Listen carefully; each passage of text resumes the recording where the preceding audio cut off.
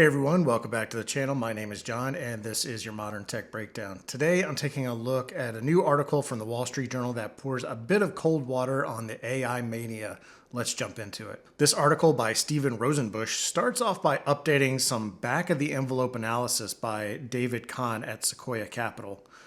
And the math is pretty simple. It goes like this.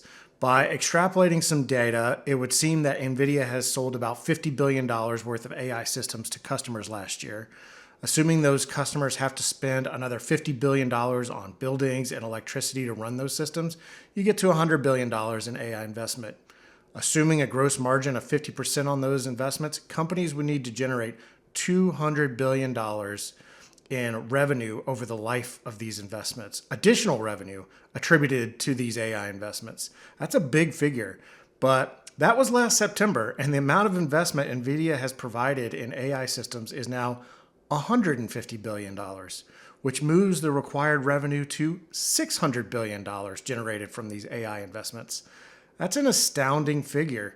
Granted, this is rather simple math, no offense to David, but it's not the deepest analysis, but the point is made that there's a whole lot of AI spending going on, and there needs to be a whole lot of revenue coming in order to justify that investment. And right now, that revenue river hasn't materialized. The article goes on to give some company anecdotes that show some of the promise of AI. Honestly, not all that interesting, so I'm not going to go through those. But this did get me thinking, what would peak AI look like? How would we know we were at the top of a cycle and that we were about to go over the edge and soon to see a correction? Well, there's some obvious warning signs. Here are a few. Excessive media hype with high expectations, increased investment and fear of missing out by companies, and company overvaluation. I don't know about you, but doesn't that sound like the current AI environment? Haven't we seen this before? Do folks remember the original .com bubble? I know it's been over 20 years, but people at that time thought that the web was going to transform absolutely everything. And it did. It was very transformative, but it didn't keep up with people's imaginations. People can always imagine greater and greater transformation through technology. And often the reality is not quite up to that. So I think it's fair to say that we are in an AI hype cycle right now. And I think the two main questions are, when is the bubble going to burst and how bad will it be?